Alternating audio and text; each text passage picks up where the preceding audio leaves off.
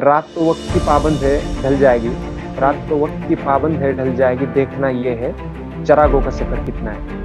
So hello everyone, welcome to the TechnoMed channel. I am a fourth year student of Mahatma Phule कृषि विद्यापीठ राहुरी। तो आज हमारे साथ बहुत ही स्पेशल गेस्ट हैं अक्षय उगलेश सर, जिन्होंने यूपीएससी सीएपीएफ के एग्ज़ाम में ऑल इंडिया 14th रैंक हासिल किया है। और सर हमसे काफ़ी सीनियर भी हैं। और सर ने मैं जब अपना कॉलेज स्टार्ट करने वाला था, जब मैंने एडमिशन लिया था, तो सर का ऑलमोस्ट ख़त्म ही हो गया था। तो सर से उतनी मुलाकात हुई नहीं है। और सर से मैंने एक बार कॉल किया तो सर ने मना नहीं किया। तो काफ़ी हम्बल पर्सनालिटी रही है सर की, और बहुत ही ज़्यादा मोटिवेशन भरी जर्नी रही है यूपीएससी की। तो सभी चीज़ों के बारे में डिस्कस करेंगे और बहुत ही इन्फॉर्मेटिव होने वाला वीडियो। सर सारे एक्सपीरियंस के बारे में बताने वाले हैं आप सभी को। तो जितने भी एस्पिरेंट हैं यूपीएससी वगैरह के लिए प्रिपरेशन कर रहे हैं, तो आपके लिए वीडियो बहुत ही इंपॉर्टेंट है। तो सर सबसे पहले सर से रिक्वेस्ट करेंगे कि सर अपने बारे में थोड़ा बहुत इंट्रोडक्शन दे दीजिए। First of all Vimal, thank you to your channel, मुझे ये जो एस्पिरेंट्स के साथ कनेक्ट होने के लिए जो प्लेटफॉर्म दिया उसके लिए। और दूसरी चीज, एग्रीकल्चर में अपने कॉलेज में या फिर पूरे एग्री में ही इतना तेरे चैनल पे जो बाकी वीडियो है वो भी मैंने देखे। तो अच्छे से। इतना इंफॉर्मेटिव और जो अपने एग्री में पोस्ट बहुत आते थे, लेकिन जो डायरेक्ट कनेक्शन है between the aspirants and the post holders, जी वो सही। कहीं वीक था। But through this channel, through this initiative, you are doing much good for all the aspirants and our agri family. So thank you sir. uh, congratulations to you for this initiative, और सबसे and I पहले wish you sir आपको बधाई। सबसे पहले मैं बताना भूल गया सबसे पहले आपको बधाई सर, इतनी अच्छी रैंक लाने के लिए। और बहुत ज़्यादा इंस्पायर thank you, होंगे सर, जो हमारे जूनियर वगैरह हैं बहुत ज़्यादा इंस्पायर होंगे। तो सर आप thank you. हाँ, अपने बारे में इंट्रोड्यूस करिए, उसके बाद से क्वेश्चन वगैरह का सेशन स्टार्ट करते हैं। Okay. So basically, मैंने मेरा ग्रेजुएशन है जो डॉक्टर अन्ना साहब Shinde college of agricultural engineering से कंप्लीट किया इन बीटेक एग्रीकल्चरल इंजीनियरिंग। उससे पहले 11th 12th में मेरा बी ग्रुप था। तो उस समय पे मेडिकल में जाना था, मुझे मेडिकल फील्ड में जाना था। तो इस हिसाब से मेरी प्रिपरेशन शुरू थी। NEET में मुझे अच्छे खासे मार्क्स भी आए थे और एक मेडिकल कॉलेज में मुझे एडमिशन भी मिल रहा था। लेकिन उसी दौरान मेरे गांव के मेरे पास ही रहने वाले एक IRS में उनका सिलेक्शन हुआ था। तो वो MBBS होने के बाद इस फील्ड में आए थे।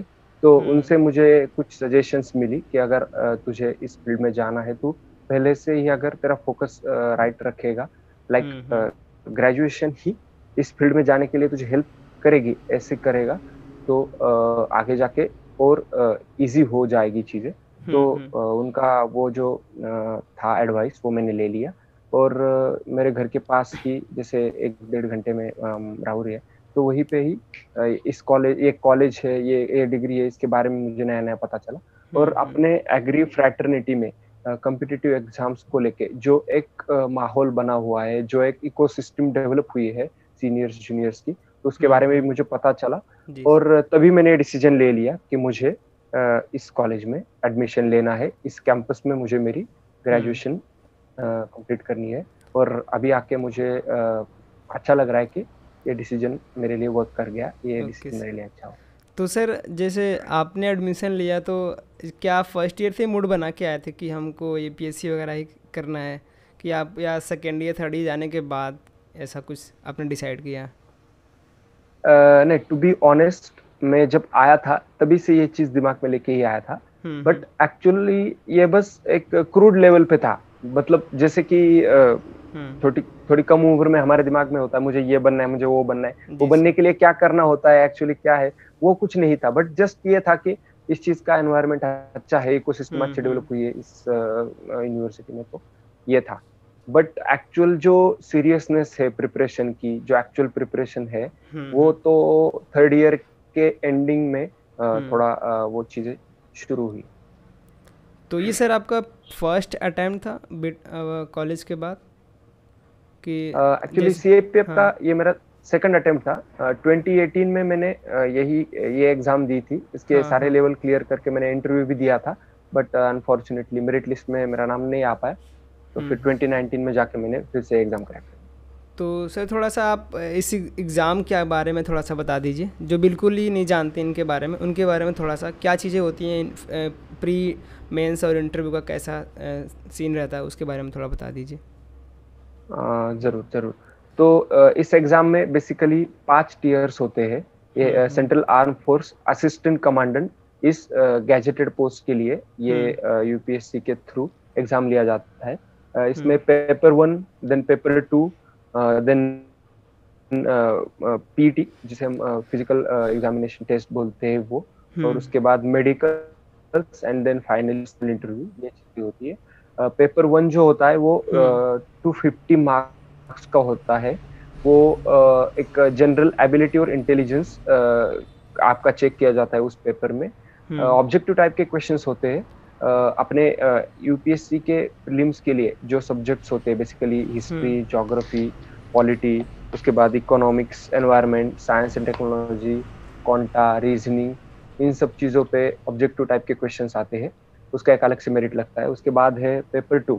Paper 2 general studies, essay and comprehension का होता है। वो डिस्क्रिप्टिव होता है। हम्म। उसमें 200 मार्क्स होते हैं पेपर 2 के।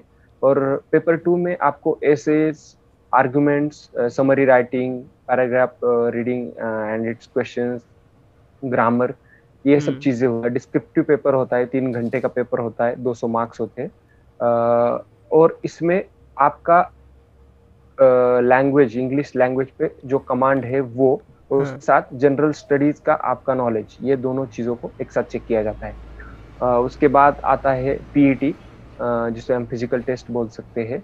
उसमें बेसिकली 4 इवेंट्स होते हैं जो क्वालिफाई करना है हमें बस। हम्म। तो पहला इवेंट होता है 100 मीटर्स, उसको हमें 16 सेकंड्स के अंदर अंदर कंप्लीट करना होता है।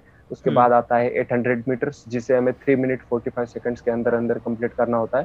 उसके हम्म। बाद आता है लॉन्ग जंप, दिस 3.5 मीटर उसका क्राइटेरिया होता है।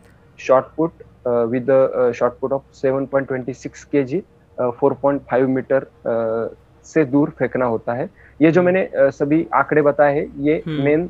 मेन के लिए होते हैं। ओके। विमेन के लिए, गर्ल्स के लिए जो होता है वो डिफरेंट होता है। यूपीएससी की जो पीडीएफ आती है उसमें हम्म। डिटेल सब चीजें मिल जाएगी, तो आप वहाँ पे भी वो चेक कर। आप आपका कोई फैमिली डॉक्टर हो अच्छा, या फिर किसी कमांड हॉस्पिटल में कोई फोर्स से रिलेटेड डॉक्टर आपको मिल जाए, हम्म। तो उनके पास जाके आप आपके एग्जाम के रिक्वायरमेंट उनको दिखा के आप चेकअप करवा सकते हैं। और बाद में आता है इंटरव्यू। तो इंटरव्यू जो होता है वो यूपीएससी सिविल सर्विस के इंटरव्यू जैसा ही होता है। पैनल इंटरव्यू होता है। हम्म। उसमें 4 पैनल मेंबर्स होंगे जो कि very highly qualified and experienced bureaucrats होते हैं। वो आपका इंटरव्यू लेंगे, और इंटरव्यू में वो आपके मेंटल एस्पेक्ट्स ज्यादातर चेक करेंगे कि आप हम्म। मेंटली इस जॉब के लिए, इस जॉब का प्रेशर हैंडल करने के लिए कंफर्टेबल हो या नहीं। तो ओके। ये मैंने बेसिक टेक्निकल चीजें बता दी। तो अभी सर आप की जो स्ट्रैटेजी रही थी, प्री के लिए क्या माइंडसेट था, मेंस के लिए कैसे पढ़ाई की आपने, उसके लिए थोड़ा सा बता दीजिए, कैसे आप पढ़ते थे। माइंडसेट की बात की जाए तो बेसिकली मैं पेपर वाइज बताता हूँ। मैंने हाँ जैसे हाँ। पेपर 1, पेपर 2 हाँ वो सर। सब चीजें बताई, तो उसके अकॉर्डिंग तो पेपर 1 जो है उस पे मैंने डिटेल्स तो बता ही दी जो सब्जेक्ट है। तो हम्म। यूपीएससी के अगर आप यूपीएससी सिविल सर्विस का प्रिपरेशन कर रहे हो, तो हम्म। इस फर्स्ट पेपर के लिए आपको अलग से कुछ करने की जरूरत नहीं है। और बाकी सीएपीएफ फोकस्ड एस्पिरेंट के लिए मैं बताना चाहूंगा कि हिस्ट्री, ज्योग्राफी, पॉलिटी, इकोनॉमिक्स में, साइंस एंड टेक, ये जो सब्जेक्ट्स है यूपीएससी रिलेटेड, उसमें यूपीएससी में जो स्टैंडर्ड बुक्स यूज किए जाते हैं वही बुक मैंने पेपर 1 क्रैक करने के लिए यूज किया। आप भी वो यूज कर सकते हैं। मैं मेरा जो बुक लिस्ट है डेट भेज दूंगा, लिंक में या कहीं पे ओके वो सर, ओके। प्रोवाइड कर देना। डिस्क्रिप्शन में डाल दूंगा, तो हाँ सर। वो जो बेसिक बुक्स है वो हम्म। यूपीएससी के जो सीएपीएफ के प्रीवियस ईयर क्वेश्चन पेपर्स है, वो आप अगर लेते हो और बार उससे प्रैक्टिस करते हो, तो वो चीज आपके नॉलेज को परफॉर्मेंस में कन्वर्ट करने के लिए बहुत काम आएगी पेपर 1 के लिए। जी सर। उसके बाद आता है पेपर 2।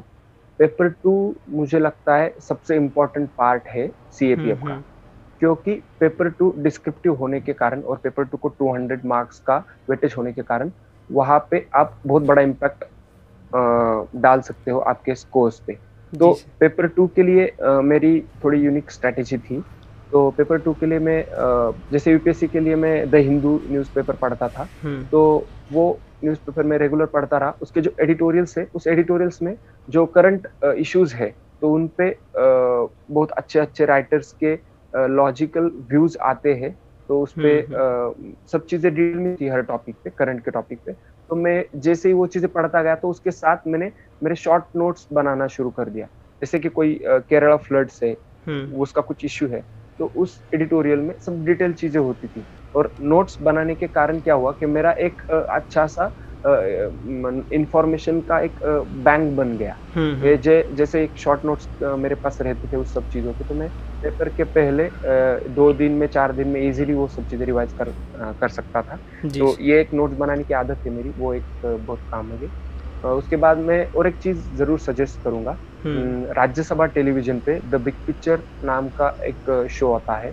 वो ऐसे ही जो डेली करंट टॉपिक्स होते हैं, ऐसे कुछ इम्पोर्टेंट टॉपिक्स को लेके वहाँ पे उस पे जैसे हम जो डेली डिबेट शोज देखते हैं नॉर्मल चैनल्स पे, उसी टाइप का वो शो होता है। बट वहाँ पे जो डिबेटर्स आते हैं वो बहुत एक्सपीरियंस्ड ब्यूरोक्रेट्स होते हैं, कुछ रिटायर्ड होते हैं, कुछ वर्किंग होते हैं। तो उस टॉपिक पे उनके जो व्यूज होते हैं, तो वो व्यूज सुन के उसके भी मैं नोट्स निकालता था। तो वो व्यूज सुन के आपको एक अप्रोच मिल जाता है। मतलब कोई भी क्वेश्चन हो आपके सामने, तो उसके इर्द गिर्द कैसे सोचना है, तो उस चीज का मुझे बहुत फायदा हुआ। जैसे कि सीएपीएफ के सेकंड पेपर में मैंने बोला एसेज होते हैं, कॉम्प्रिहेंशन होते हैं। तो एसे पे जो भी कोई टॉपिक हो, तो उस टॉपिक पे लिखने के लिए हमें पहले डायनेमिकली सोचना पड़ता है कि मतलब what are the advantages, what are the disadvantages, what should be the concluding remark. तो ये चीजें अच्छे से करने में मुझे बिग पिक्चर के एक्सपीरियंस का खूब फायदा हुआ। तो ये हुई सेकंड पेपर की बात। और तीसरी चीज जो है वो है फिजिकल। तो फिजिकल्स के बारे में मैं ये बोलना चाहूंगा कि मेरे ऐसे कुछ दोस्त हैं जिनके फर्स्ट पेपर के और सेकंड पेपर के बहुत अच्छे खासे स्कोर्स आने के बावजूद वो फिजिकल में रह गए, फिजिकल क्लियर नहीं कर पाए। तो नॉर्मली देखने के लिए ये जो फिजिकल स्टैंडर्ड्स है वो इजी लगते हैं, बट एक्चुअली एस्पिरेंट्स मतलब सिविल के लिए या बाकी एग्जाम्स के लिए हम प्रिपेयर करते हैं, तो उतना ग्राउंड का प्रैक्टिस रहता नहीं है। तो लाइब्रेरी में बैठ के बॉडी थोड़ी सी रस्टी हो जाती है। और अगर बिल्कुल मतलब आपका फिजिकल आने के 1 महीना पहले या फिर कुछ देर पहले अगर आप प्रिपरेशन शुरू करते हो उस चीज का, तो इंजुरी का खतरा रहता है। मतलब आप इतने दिन से बैठे हो, कुछ ज्यादा मूवमेंट नहीं है बॉडी की, और आप एकदम से अपने बॉडी को स्ट्रेच कर रहे हो, तो इंजरी का खतरा रहता है। और अगर इंजरी हो गई तो फिर दिक्कतें हो सकती है। तो मैं ये सजेस्ट करूंगा कि अगर आप डेडिकेटेडली पहले से ही सीएपीएफ के लिए ट्राई कर रहे हो, तो एक बात ध्यान में रखनी चाहिए, इट्स अ फोर्स। तो फोर्स में आपको फिजिकली फिट होना बहुत ही जरूरी है। तो उस हिसाब से आपने आपके स्टडी शेड्यूल को बैलेंस करते हुए जिम या फिर जो भी नॉर्मल एक्सरसाइज है वो रेगुलर करती रहनी चाहिए। ये एक बहुत इंपॉर्टेंट बात है। ये हो गया फिजिकल्स का। और इसके बाद आता है इंटरव्यू से। तो इंटरव्यू ये 150 मार्क्स का होता है। वैसे टेक्निकली देखा जाए तो इंटरव्यू में सबसे कम मार्क्स होते हैं सीएपीएफ में 150, जो पहले 250 then 200 and then 150। But actually interview is one of the most important levels of this exam, क्योंकि इंटरव्यू ही ज्यादातर चीजों को डिसाइड करता है कि आप लिस्ट में आओगे या नहीं आओगे, और आओगे तो आपको कौन सा फोर्स मिलेगा। ये चीजें ज्यादातर आपके इंटरव्यू के स्कोर पे डिपेंड करती है। तो इंटरव्यू में एक्चुअली आपकी मेंटल कंपैटिबिलिटी उस फोर्स के लिए वो चेक की जाएगी। आपका जो नॉलेज है वो पहले 2 रंग्स में ऑलरेडी चेक हो चुका है। तो इंटरव्यू में ज्यादातर नॉलेज से भी ज्यादा आपका अप्रोच, आपकी ओवरऑल पर्सनैलिटी चेक की जाएगी। जैसे कि preparation normally bottom to top होता है आपका, लेकिन मुझे लगता है इंटरव्यू के लिए आपका प्रिपरेशन ये टॉप टू बॉटम होना चाहिए। जैसे कि आप किसी जॉब के लिए, किसी एग्जाम के लिए प्रिपेयर कर रहे हो, तो उस पोस्ट की रिक्वायरमेंट्स क्या है इसके बारे में आपने पहले सोचना चाहिए। वो जो फोर्स है वो आपसे क्या मांग रही है, आप में हम्म। किस टाइप की क्वालिटीज होनी चाहिए उस पोस्ट पे जाने के लिए, इसके बारे में आप जब सोचते हो पहले, तो फिर उसके बाद आपने प्रिपरेशन शुरू करना चाहिए। हाँ, ओके, सो सीएपीएफ है तो इसमें आप एक लीडरशिप पोजीशन पे जाओगे। वहां पे जाने के बाद आपको कुछ 130 140 from day one of your service का यूनिट हैंडल करना होगा। जी। तो उस चीज के लिए आपके पास कौन सी चीजें चाहिए, आपके पास इमोशनल इंटेलिजेंस चाहिए, आपके पास हम्म। एम्पैथी चाहिए, आपके पास एक अच्छा, you should be a good planner. और एक दूसरी बात होती है, बहुत सारे लोगों में वो चीज होती है, लाइक उनके पर्सनैलिटी में वो चीज है, लेकिन वो हम्म। उस चीज को एक्सप्रेस नहीं कर पाते। और हम्म। एक बात है कि आपका जो भी इंटरव्यू, जो 30-40 मिनट्स का स्पैन है, उस हम्म। पीरियड में आपको आपके अंदर की चीजें एक्सप्रेस करनी है वहां पे जाके। अगर आप एक्सप्रेस नहीं करते हो तो उनको पता नहीं चलेगा आप में वो चीजें है भी या नहीं भी। जी। और फिर आपका कम्युनिकेशन स्किल वहां पे बहुत काम आता है। तो कम्युनिकेशन स्किल आपका अच्छा नहीं है, तो फिर आप में कितना भी टैलेंट हो, आप में कितना भी नॉलेज हो, तो उसका कुछ यूज नहीं है। तो कम्युनिकेशन स्किल पे भी वर्क करना चाहिए। इसके हम्म। लिए लैंग्वेज वो इम्पोर्टेंट पार्ट होता है उस कम्युनिकेशन स्किल का। जैसे कि आप हिंदी में भी इंटरव्यू दे सकते हो, आप इंग्लिश में भी इंटरव्यू दे सकते हो। मेरी इंग्लिश फर्स्ट लैंग्वेज नहीं है, मेरी फर्स्ट लैंग्वेज मराठी है, फिर भी मैंने इंग्लिश में इंटरव्यू दिया। तो उसके लिए मैंने एग्जाम, अपनी लैंग्वेज स्ट्रांग बनाने के लिए मैंने कुछ तरकीबें मेरे सीनियर से जान ली थी, उसका मैंने यूज किया, जो मैं यहाँ पे हम्म। बताना चाहूंगा। जैसे कि किसी भी लैंग्वेज का बेस होता है उसकी वोकैबुलरी, उसका वोकैब। तो वोकैब हम्म। स्ट्रांग करने के लिए मैं जैसे मैंने पहले बताया कि द हिंदू न्यूज़पेपर में पढ़ता था, तो मैं उस न्यूज़पेपर से जो भी मुझे डिफिकल्ट वर्ड्स लगते थे, वो मैं मेरे एक डायरी में नोट करके रखता था। और हम्म। मैंने मेरे फ़ोन में एक मोबाइल डिक्शनरी का छोटा-सा ऐप ले रखा था। तो जैसे मुझे टाइम मिलता है, मैं उन वर्ड्स का मीनिंग लिख लेता था उस डायरी में, और सोने से पहले जो भी वो दिन के 15 वो वर्ड्स हो, 20 हो, 10 हो, जो भी हो, उसको मैं रिवाइज़ करता था। और फिर संडे जाके उस पूरे वीक के जो पूरे वर्ड्स हुए, वो फिर से देखता था कि वो मुझे याद है या नहीं। इस हम्म। एक्सरसाइज के कारण मेरा वोकैब्युलरी जो है वो स्ट्रॉन्ग हो गया।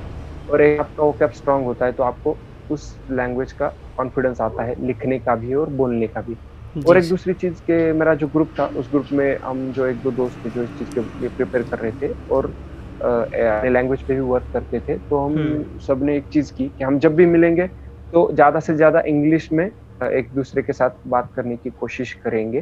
तो ओके सर। उस चीज़ से भी थोड़ा कॉन्फिडेंस आ गया बात करने का। हम्म।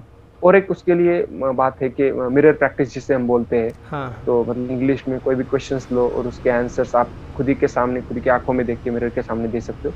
हम्म। तो ये भी एक अच्छी मेथड है। तो अभी सर आपसे ये जानना चाहते हैं कि ये जो यूपीएससी का जो प्रिपरेशन होता है कुछ लॉन्ग टर्म का होता है, तो आपने अपना जो स्ट्रेस था, बहुत लोग बहुत पहले ही छोड़ के चले जाते हैं, तो आपने उस चीज़ को कैसे हैंडल किया, स्ट्रेस को कैसे मेंटेन किया, मैनेज मैनेज किया आपने, और इसको ओवरकम कैसे किया आपने?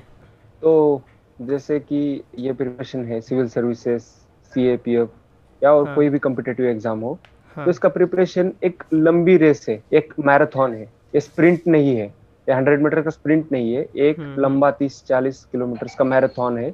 ये चीज हमने पहले समझनी चाहिए, और उसके अकॉर्डिंग अपनी प्लानिंग जो भी है पढ़ाई की वो करनी चाहिए। कुछ लोग ऐसे होते हैं कि बिल्कुल मतलब कुछ वीडियोस देख के या फिर कुछ भी हो, वो मोटिवेशन लेके आते हैं, वो उनको लगता है कि मैं उसी इंटेंसिटी के साथ वो सब चीजें करूंगा। लेकिन एक अपनी खुद की जो बॉडी है, अपने खुद खुद के जो माइंड है, हम्म। वो हर एक का अलग अलग होता है। जैसे हम बोलते हैं एक जगह पे जाने के बहुत सारे रास्ते होते हैं, तो यही चीज यहाँ पे भी वर्क करती है कि इस गोल तक जाने के लिए बहुत सारे रास्ते हैं। आपको वो रास्ता चुनना है जो आपके पर्सनैलिटी, आपके स्ट्रेंथ और वीकनेसेस के साथ सबसे अच्छे तरीके से मैच करता हो। तो वो रास्ता अगर आप चुनोगे तो ज्यादा एफिशिएंटली और कम समय में वो आप उस गोल तक पहुंच सकते हो। तो उसके लिए सेल्फ एनालिसिस बहुत इंपॉर्टेंट है। आपको आपके स्ट्रेंथ्स, आपकी वीकनेसेस, आपके हैबिट्स, पढ़ाई के हैबिट्स, आपके आपके स्लीपिंग रूटीन, आपका आपके इंटरेस्ट, ये सब चीजें बहुत अच्छे से पता होनी चाहिए। हम्म। जैसे कि मेरा था कि मुझे पहले से मैं थिएटर करता था, कॉलेज में था तब हाँ। हाँ। मुझे लिटरेचर में इंटरेस्ट था पहले से। तो मैं क्या करता था, मैं दिल्ली में था, तो दिल्ली में मेरा पूरा वीक का शेड्यूल कंप्लीट होने के बाद या फिर कभी भी मैं अगर कुछ बोर होता हूँ, मुझे ऐसा ऐसे दिन आते थे कि लगता था बिल्कुल कि यार अब बोर बोर हो रहा है बहुत, आज तो कुछ मतलब अंदर घुस ही नहीं पा रहा दिमाग में। तो उस समय पे ब्रेक लेना भी बहुत इंपॉर्टेंट हो जाता है, क्योंकि आपकी ये जो लड़ाई है ये दोनों चीजों की है, फिजिकल फिटनेस और आपका मेंटल फिटनेस। ये जी दोनों सर। चीजें अगर अच्छे से बैलेंस करके आप अपना प्रिपरेशन चालू रखोगे तो हम्म। आप लॉन्ग टर्म में आराम से एग्जाम क्रैक कर सकते हो। तो जी इसलिए सर। जैसे कि मेरा इंटरेस्ट लिटरेचर था, तो मैं दिल्ली में कहीं रेक्टा फाउंडेशन के कुछ प्रोग्राम्स होते थे, तो मैंने उनका ऑनलाइन पेज सब्सक्राइब करके रखा था फेसबुक पे। तो उससे मुझे नोटिफिकेशंस मिलते थे, मुझे मेरे कुछ लाइक माइंडेड दोस्त थे वहाँ पे, तो उनको लेके मैं वहाँ पे जाता था, या फिर कनॉट प्लेस पे हम जाते थे, वहाँ पे कुछ फेस्टिवल्स रहते थे, कुछ हम्म। प्रोग्राम्स रहते थे, तो उस प्रोग्राम्स के ऐड हिंदू पेपर में आते थे, तो वो देख के हम वहाँ पे जाते थे। या कभी हर दिन में मतलब आपके स्पेसेस जो होते हैं पढ़ाई के बीच में, वो आप कितने बेहतर तरीके से यूटिलाइज करते हो स्ट्रेस मैनेजमेंट के लिए, ये चीज भी बहुत मैटर करती है आपके हम्म। ओवरऑल प्रिपरेशन में और आपकी सक्सेस। और सर ये भी जानना चाहते हैं कि आप जैसे कि ये उतना तो जैसे आप 3-4 साल प्रिपरेशन करते हैं, फ्रस्ट्रेट हो जाते हैं बहुत लोग, तो आप अपने आप को मोटिवेट कैसे रखते थे? आप कंसिस्टेंट कैसे थे इस एग्ज़ाम के लिए? इसके बारे में बता दीजिए। एक चीज है कि मतलब ये मेरा व्यू है, मेरा पर्सनल व्यू, कि हाँ। मोटिवेशन इस चीज को हमारे एस्पिरेंट्स और बहुत सारे लोग एक गलत तरीके से लेते हैं। जी सर। मतलब जैसे कि हमने कुछ वीडियो देख ली किसी हाँ हाँ। टॉपर की, या फिर कोई सक्सेसफुल कैंडिडेट की कुछ वीडियो देख ली, और उसके बाद हमें मतलब वो जो एड्रेनालिन रश होता है बॉडी हाँ। में वो आता है, फिर हमें लगता है यार मुझे भी ये बनना है, मुझे भी वो बनना है। उस चीज को लोग मोटिवेशन समझ बैठते हैं, लेकिन एक्चुअली ये मोटिवेशन नहीं है। हम्म। अगर उस चीज से आपके बॉडी में एड्रेनालिन रश होता है तो वो कंटिन्यू नहीं रहेगा। उसको परफॉर्मेंस में बदलने के लिए आपको डेडिकेटेडली उस चीज पे काम करना होगा। जी तो सर। मेरे लिए मोटिवेशन ये है कि मुझे लाइफ में क्या हासिल करना है, मेरा गोल क्या है, ये मेरे माइंड में बिल्कुल क्लियर है। मुझे वो हम्म। किस लिए हासिल करना है, वो हासिल करने के बाद मैं मेरे लाइफ के प्रोसेस में उसका कैसा यूज करूंगा, ये भी मुझे मेंटली एकदम क्लियरली पता है। जी सर। और मेरा गोल मुझे पता है, तो उसके अकॉर्डिंग मैं प्लानिंग कर रहा हूँ अच्छे तरीके से उस गोल को पाने के लिए, considering my strengths and my weaknesses, जैसे मैंने पहले बताया। जी सर। और फिर ये जर्नी तय होने के बाद फिर मैं धीरे धीरे स्टेप बाय स्टेप मेरे जो वीकनेसेस है उनको ध्यान में रखते हुए प्रिपरेशन शुरू कर रहा हूँ। जैसे कि मैंने पहले दिन शुरू किया, मेरा जैसे मेरी आदत नहीं थी, मैं एक जगह पे ज्यादा टाइम बैठ के फोकस नहीं रख पाता था। तो शुरुआत में होता था मेरी 2 घंटे 4 घंटे, दिल्ली में जाने के बाद भी इतनी कमी पढ़ाई होती थी। मेरे कुछ हम्म। दोस्त थे वो ज्यादा पढ़ते थे, लेकिन मेरे दिमाग में ये चीज होती थी कि हाँ, अगर मेरा फोकस, मैं ज्यादा देर बैठ नहीं सकता, क्वांटिटी ज्यादा नहीं है मेरी पढ़ाई की, तो मैं क्वालिटेटिव रीडिंग पे ज्यादा फोकस दूंगा, मैं मेरे सोर्सेस से वो लिमिटेड रखूंगा। तो मेरे हम्म। स्ट्रेंथ्स के अकॉर्डिंग मैंने मेरी प्लानिंग करी, और उसके हिसाब से मैं आगे बढ़ता गया। जैसे कि मैं इसमें मैंने एक दिन का पूरा प्लान बनाया, उसमें मैंने जो भी चीजें थी वो पूरी प्लान कर लिया अच्छे से, वो एग्जीक्यूट करने की कोशिश की। उसके बाद हम्म। उसमें से जितना भी मेरा हो पाया वो मेरी अगले दिन की मोटिवेशन होती थी। और सर ये जानना चाहते हैं आपसे कि आपके प्रिपरेशन के टाइम पे ऐसा कोई सैड मोमेंट आपके लाइफ में हुआ हो कि अब भाई मन नहीं कर रहा मेरा पढ़ने का, मैं ऐसा कुछ क्विट कर रहा हूँ, ऐसा कुछ माइंड में आया था आपके? टू बी ऑनेस्ट, ये मेंटल ब्रेकडाउन ये इस हम्म। पूरी जर्नी का पार्ट एंड पार्सल है। जी सर। मेरे साथ एक चीज हुई थी, जब हम्म। मेरा क्लासेस कंप्लीट होने को थे, ऑलमोस्ट 8-9 महीने हुए थे मुझे दिल्ली में जाके। तो उस हम्म। दौरान मुझे फूड पॉइजनिंग हुआ था, कुछ बाहर हाँ का हाँ। खाना खाना इस चीजों के कारण। तो उस टाइम पे पहले से इतनी बड़ी बीमारी में घर से बिल्कुल बाहर रहने की आदत नहीं थी। कॉलेज जी में सर। भी मेरा घर पास ही था, तो जब कुछ ऐसा हो जाता था तो घर पे घर। जाके एडमिट हो लेता था, या फिर घर वाले होते थे। जी सर। लेकिन मेरा फर्स्ट एक्सपीरियंस था कि मैं पूरा अकेला हूँ, मेरे घर वाला मेरा कोई मेरे साथ नहीं है, बस मेरे दोस्त थे। और इस हम्म। टाइम पे मुझे मेंटली फिजिकली उस चीज का सामना करना है, तो तब मुझे हम्म। ऐसा लगा था लाइक मैं ये कर रहा हूँ तो मैं कर पाऊंगा, फिजिकली मेंटली इस चीज का सामना कर पाऊंगा नहीं पाऊंगा। लेकिन इस ये चीजें ऐसी, मैंने एक एग्जांपल दिया, इसके बीच में बहुत सी बार ऐसी चीजें होती थी जैसे कुछ हम्म क्लास में हुआ, वो चीज समझ नहीं आई, दिन भर 8-9 घंटे में क्लास में बैठ के आया, कुछ मुझे समझ नहीं आया उससे, तो फिर थोड़ा हम्म मेंटल ब्रेकडाउन होता था यार। ये बंदा इतना पढ़ रहा है, ये इतना पढ़ रहा है, ये इतने आगे है सब, ये मेरी कंपटीशन है, मैं तो जी सर। इनके कंपैरिजन में कुछ भी नहीं हुआ अभी। तो फिर क्या मैं कर पाऊंगा, या फिर मैं अपना टाइम वेस्ट कर रहा हूँ, या मैं गलत डायरेक्शन में जा रहा हूँ। ऐसे बहुत से निगेटिव थॉट्स दिमाग में आते रहते थे। जी सर। लेकिन मैंने उस टाइम पे एक चीज मैंने दिमाग में क्लियर कर ली थी कि मुझे, मेरा एम क्या है, मुझे सिविल सर्विसेज में जाना है या फिर मुझे डिफेंस में जाना है। ये मैंने मेरे डायरी में नोट कर लिया था कि मुझे जाना है, क्यों जाना है, किस लिए जाना है। ये चीज मैं क्लियरली बुलेट पॉइंट्स में मेरे डायरी में नोट करके रखी थी। और जब भी मुझे ऐसा डाउट आता था, सेल्फ डाउट आता था, या मेरे गोल पे मेरे तो मैं वो चीज पढ़ लेता था। तो वो चीज बहुत हेल्प करती थी। तो ये सेल्फ डाउट्स, निगेटिव थॉट्स, ये सब इस जर्नी का पार्ट एंड पार्सल है। और इस चीजों को हैंडल करना आप जब सीखते हो, तभी आप तभी ही आप ये एग्जाम क्लियर कर सकते हो। उस मतलब जी सर। अ, वो चीज आप हम्म सीखते हो, तो वही इस जर्नी का पार्ट है, एक सिविलियन से ऑफिसर बनने की जर्नी का। हम्म और एक सर एंड में आपसे ये पूछना चाहते हैं कि आपके कौन सी यूनिक स्ट्रैटेजी रही थी जो आप जो नए एस्पिरेंट आ रहे हैं उनको शेयर करना चाहते हैं, कुछ नया आपने किया हो इस एग्ज़ाम को क्रैक करने के लिए, और एडवाइस बता दीजिए क्या चीज़ें करनी चाहिए।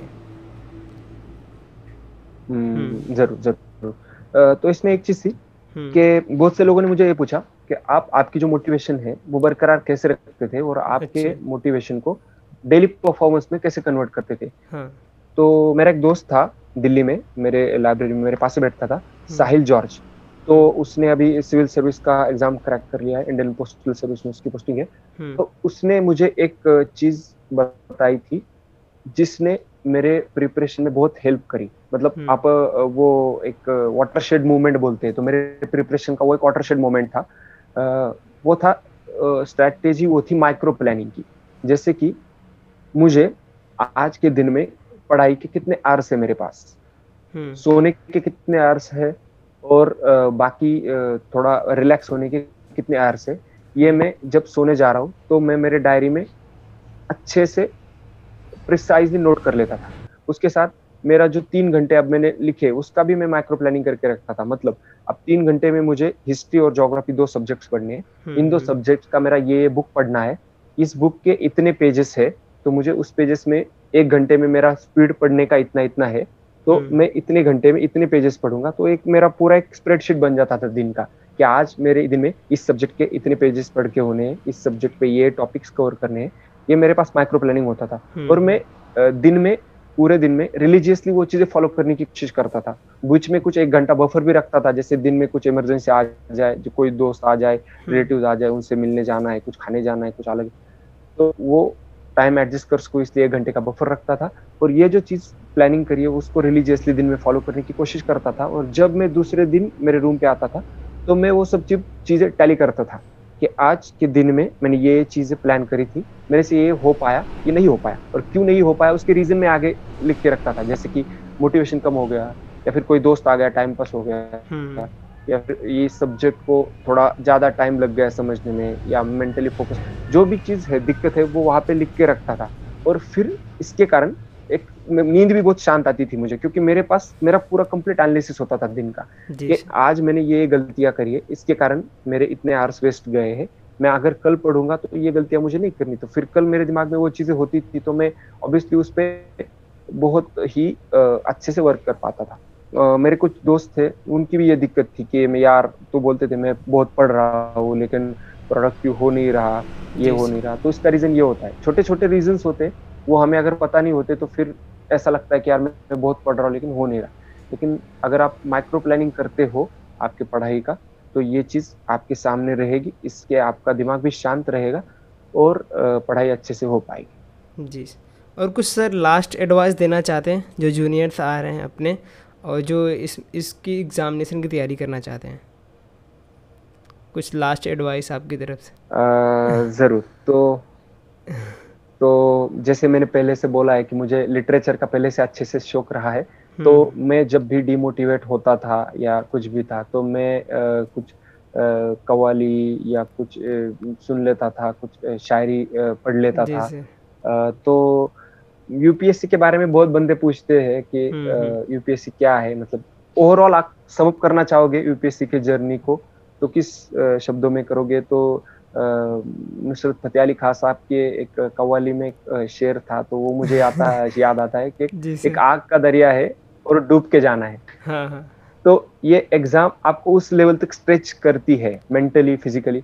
ये एग्जाम के प्रेशर के साथ ही अपने रिलेटिव्स, अपने पेरेंट्स, तो इनका बाहर से प्रेशर होता है। आपका सब अच्छा खासा स्टेबल करियर छोड़ के दिल्ली में आते हो, प्रिपरेशन शुरू करते हो, और अनसर्टेनिटी रहती है सब चीजों की। मतलब आप इतना एफर्ट डालने के बाद भी आपका मेरिट लिस्ट में नाम आएगा ना आएगा, ये सब चीजें होती है।